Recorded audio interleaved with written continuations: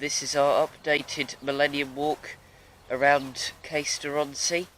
I'm Al, he's Dunk, and you're watching Family of 3 TV. The starting point is here at Caister's Roman Fort.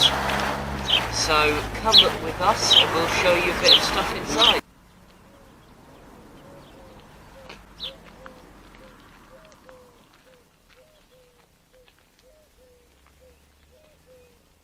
So then, here you have a sign that is right by the entrance, which is just tucked round the other side of that hedge. And on this sign it tells you a few different bits and bobs about the location, including what effectively this particular bit of the Norfolk Broads used to look like. So as you can see here, and it did mention on the sign just outside there, Caister used to be practically an island there. And this Roman fort, along with Borough Castle, which we may be doing another video on sometime in the future. Those two used to be like a naval guard for this estuary. Anyway, this sign here says you are here with this bridge.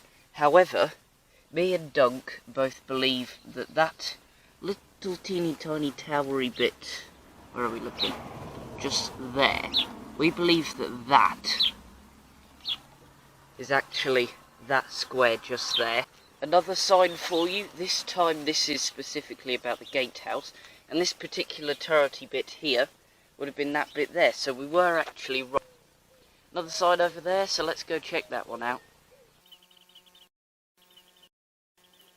So this one is all about the different things that were found during the excavation of this structure.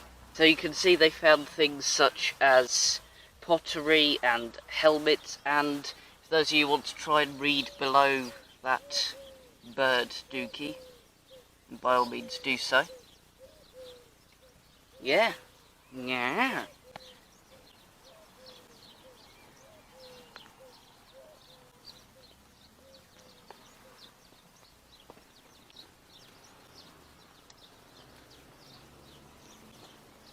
Here we have a sign about all these different houses which are along here, and there's actually something really rather fascinating.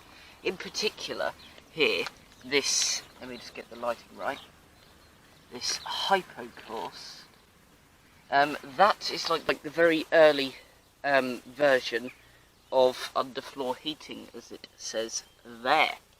So that particular bit where it says hypocourse, that is actually just here. So we have an example of effectively underfloor heating, although obviously not in use today, right in front of us, just here. How cool is that?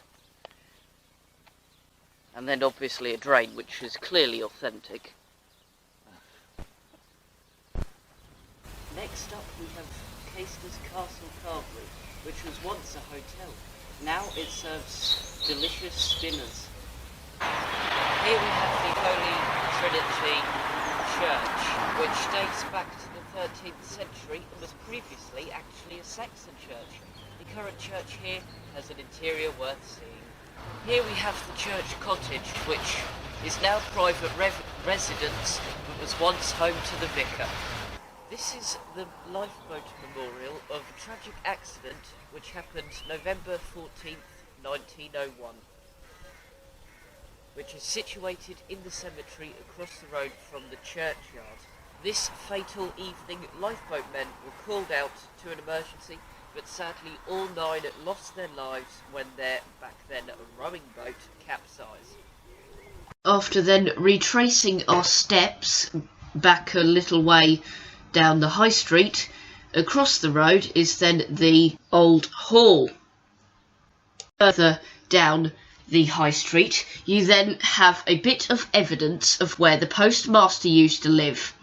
This is actually very close to an old barber's that I used to go to. On Beach Road, we have the birthplace and house of Sarah Martin, who was born there in 1791. And this was her place, 12 Beach Road, and she was a celebrated prison visitor.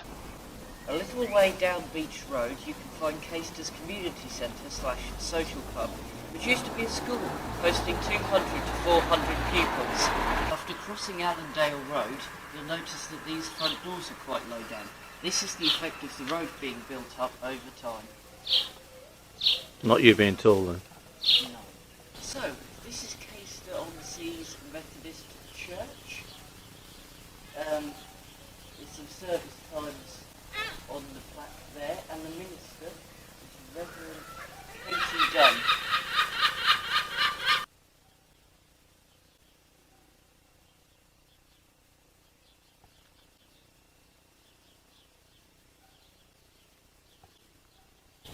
At the end of Beach Road, we find these chaps, who were once situated at the entrance of the manor house, which was abandoned in 1941 and was lost to coastal erosion. Believe it or not, this point was actually 1 mile away from the sea in their prime. 1 mile away. It's now these literally just lead onto this beautiful sandy beach. Now across the Lifeboat station car park we have Tan Lane, which got its name from the net tanning industry once active in this area. At the end of Tan Lane you have the council hall, which was built in 1912 as the Unionist Hall and was later acquired by the parish council. Behind me here is the ship Puck, which has always, and still is today, the favourite of the fishermen. Green Lane, next to what was the Green Gate. So, we've just come up this alleyway from leading off of Green Lane. We are now on Queensway.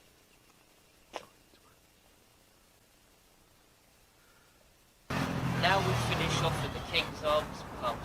Thank you for watching, hope you enjoyed. See you in the next one. Time for a pint.